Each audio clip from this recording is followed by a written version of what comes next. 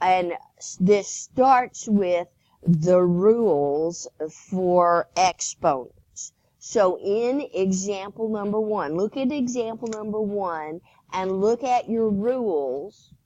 Which rule applies to problem number 1? This would go with rule number 1. Rule number 1 says that to multiply bases with exponents, you keep the same base. And what do you do with the exponents? What does it say right there in that rule? Add. And so I'm going to keep the same base. And I'm going to go down here and make me a little fraction box, because that's what's going to give us some difficulty. And then I add the exponents. Now this isn't too bad because they already have a common denominator. What is the common denominator? And so the answer is also going to have the same common denominator. Now, we don't have enough time to draw little pizzas and color in 2/3 and make another pizza with 4/3 and show you how and why it adds together with a common denominator. You can certainly look that up on Google. And so, but we never leave a 6/3. What is 6/3 reduced to? And so this exponent right here would be a 2. When you add the fractions that have the common denominator, you get a 2. You also never leave 8 squared as an answer. What is 8 squared equal to? And so this would be the answer. Some of you missed that on a quiz or a homework paper. It was 3 to the 3rd power, and you left it that way.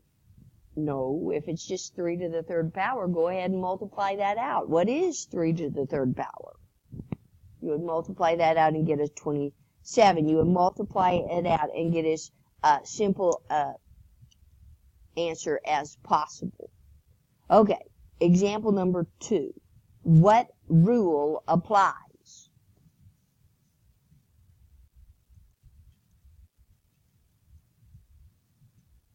This is rule 1 again. I am multiplying, and in order to multiply, you add exponents. But right here, does the 2 have an exponent? Is that 5/3 on the 2? Just the B. Is the 7/3 on the 4? No, it is not. These are just numbers, and these numbers multiply together to get 8. And then when I multiply the b's together, in order to multiply the b's together, I'm going to go down here and make a little box to show you what I'm doing. In order to multiply these, the rule says that you add the exponents. Since they already have a common denominator, you just add them together. And so that would have an exponent of 4. So far, not too difficult, right? What rule applies in example number 3? Rule number 2 tells you how to divide. Now, it does not tell me that this 7 cancels that 7. Rule number 2 says when you are dividing, you have to have the same bases. And do you see the bases also in the answer? In this problem, the base is 7. The 7s do not cancel.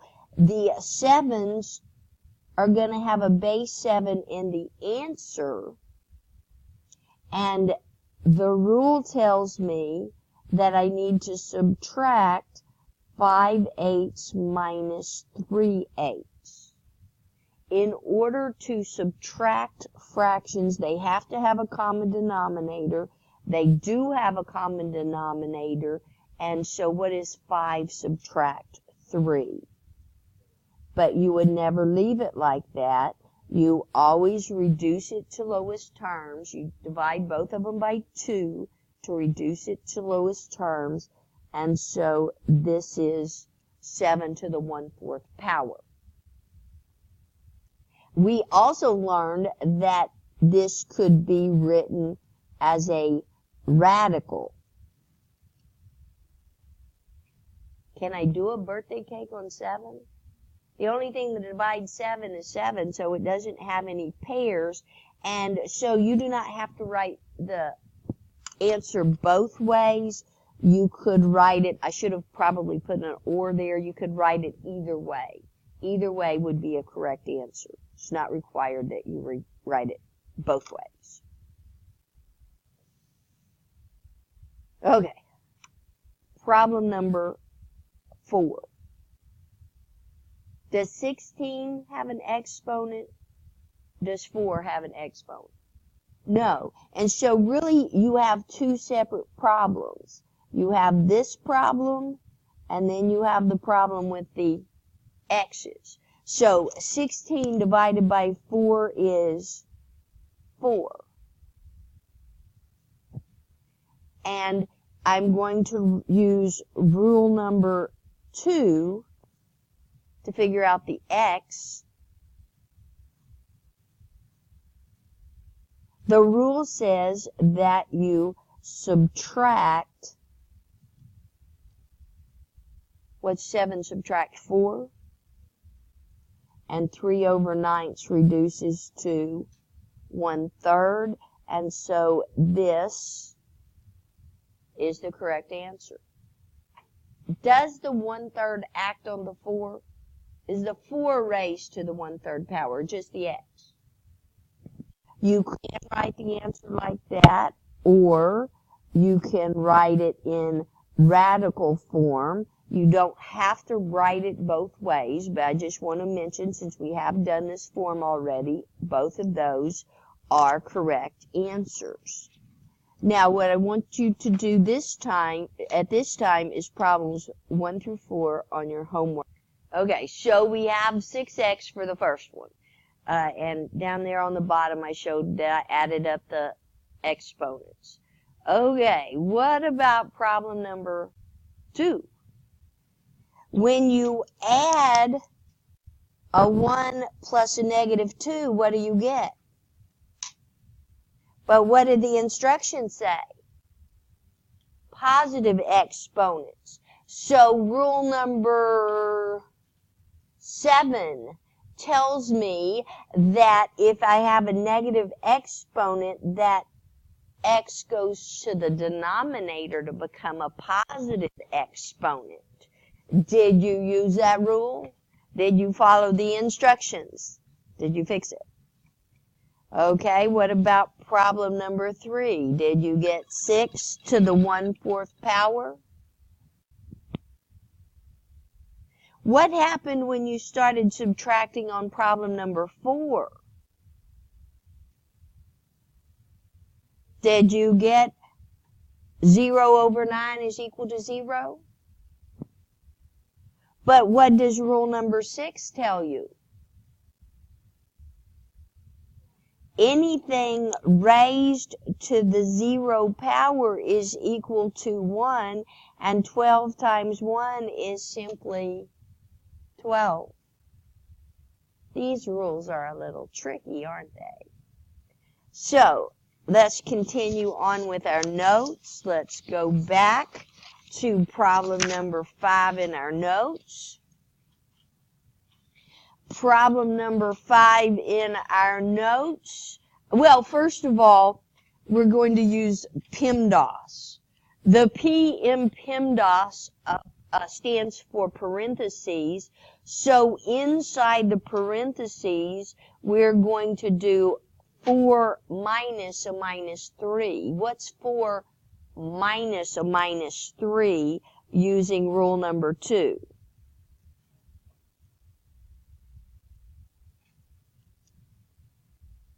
And then we're going to use rule number 4.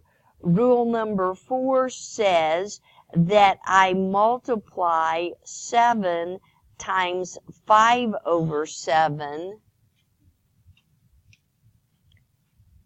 So that would be 35 over 7, which would reduce to 5.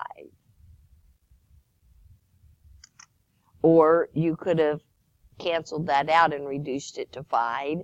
And so that is the final answer. On problem number 6, we're going to figure out the x, and then separately we're going to figure out the y because they have different bases. We are going to have to use rule number 2. Rule number 2 says that to divide those, I need to take 3/5 and subtract 1/2. But this time, I do not have a common denominator. Now, the easiest way to find a denominator is if the smaller one goes into the bigger. I'm looking at the denominator. Does 2 go into 5 evenly? No. And so you can always find a common denominator by multiplying the two denominators together. It's not always the least common denominator, but you can always get a common denominator by multiplying these two together. That means that I need to make this 5 into a 10. What do I have to do to make the 5 into a 10? But I have to multiply both the numerator and the denominator by 2, because 2 over 2 is 1. And if I multiply by 1, it's equal, just in a different form. That's a very important concept that's going to come up in our next chapter. To get this common denominator, I'm going to multiply by 1, but it's going to be 2 over 2, so when I multiply that, I get the 10. And so that's going to be a 2 times a 3, and so that's going to be a 6 for that first fraction. Now, what do I have to multiply the 2 by so that it will equal to the 10? And I'm going to have to multiply by 5 over 5. That's multiplying by 1. If I multiply by 1, I have an equal fraction. It's just in a different form. So 2 times 5 is 10, and 1 times 5 is 5. And so what's 6 subtract 5? All of that to get x is going to have a power of 1 over 10. Now I have to figure out the y's. For the y's, I have a 3/4 subtract negative 1/2. When you minus a minus, that is the same as a. Now, does 2 go into 4? And so I can use my 4 as the common denominator. What do I have to multiply 2 by so that it will equal 4? And I have to multiply by 2 over 2 because I'm multiplying by 1. It changes the way it looks without changing the amount. So this one I don't have to change. And so this is 3 plus 2 over 4. So that is, this is the answer. It is not beautiful. Now, did you see that I went through those steps very slowly? Some of you rush through the steps and you make careless mistakes because you're rushing too fast. Now, some of you are going too slow and you need to pick up the pace. I'm not talking to you guys. I'm talking about you guys that rush through everything and make a lot of simple mistakes. Slow down, because these rules are kind of complicated. Okay, example number 7. On example number 7, I am going to apply rule number 3. This is going to be rule number, actually it's going to be 3 and 4. Rule number 4 says if I have a parentheses, the 4/3 applies to the 2. The 4/3 applies to the x. And the 4/3 applies to the y that has a power.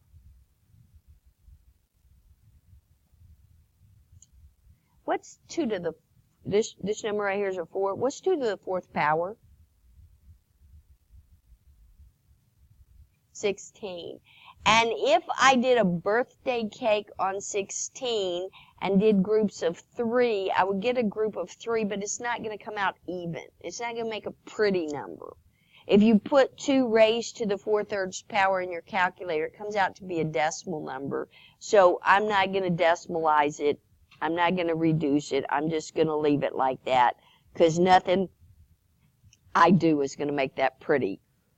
Excuse me. But the y, I have to do something to the y. Rule number 3 says to raise a power to a power, you have to multiply. The way you multiply is numerator times numerator and denominator times denominator. So what is negative 24/3 going to reduce to?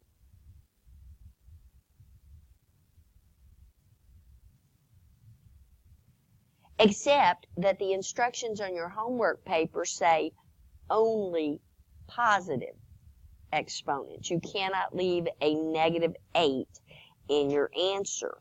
Well, what do I do to get rid of a -8?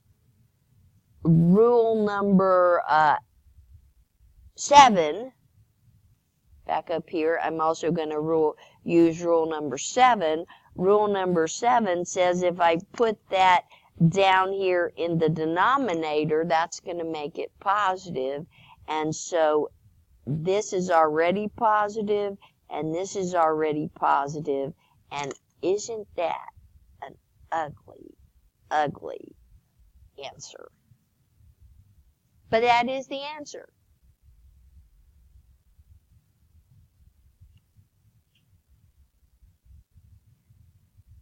First, I need to reduce inside the parentheses. So, what is 10/5 reduced to?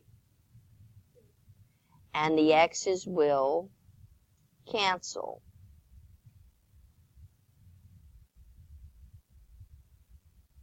But I cannot leave a negative exponent, so to make it positive, rule number 7 tells me that it needs to be in the denominator to be positive. A 1/2 power is the same thing as a square root of 2. Does the square root of 2 reduce to a whole number? Is 2 perfect? No. And so you can write the answer in this form or in that form, either one.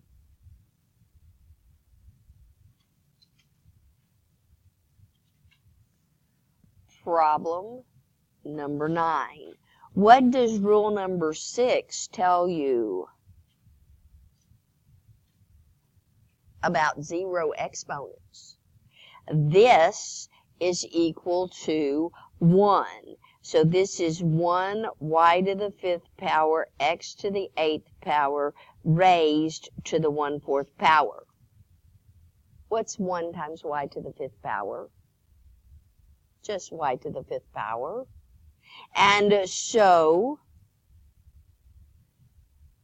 this is y to the 5th power raised to the 1/4 and x to the 8th power raised to the 1/4. That is rule number 5. That when you have a fraction, the 1/4, and you have a parentheses around the whole thing, it applies to both. And then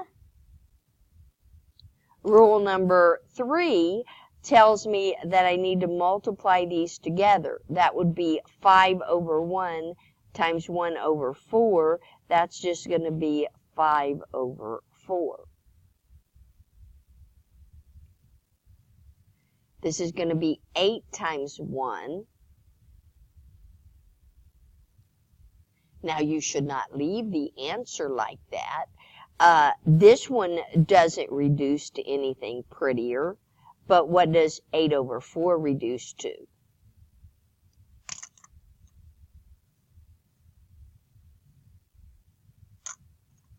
At this time, complete at least problems 5 through 8.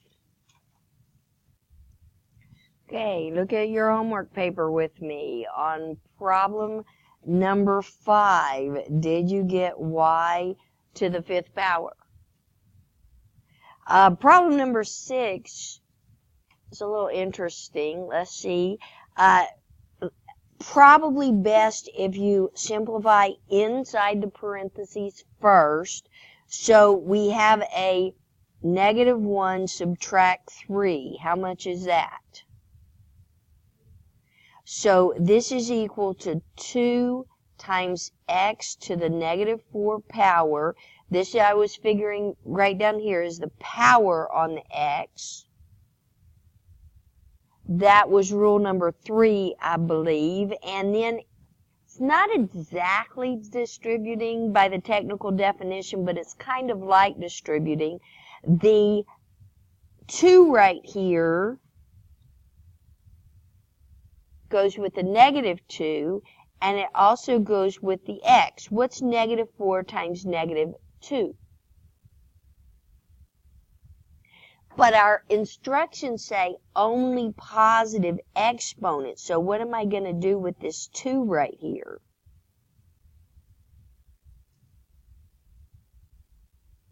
This goes to the denominator to become positive. Now, you should not leave it like that. What is 2 squared? And so this is the final answer. That's an 8, in case you can't read it. And so on problem number 7, did you get 15x to the 5th power? And then on problem number 8, x to the 1/3 power, y to the 1/5 power. Got that? And your homework will be 9 through 12 due tomorrow. You can get 4 problems done. 9 through 12. You can do all of them if you want to. 9 through 12 due tomorrow.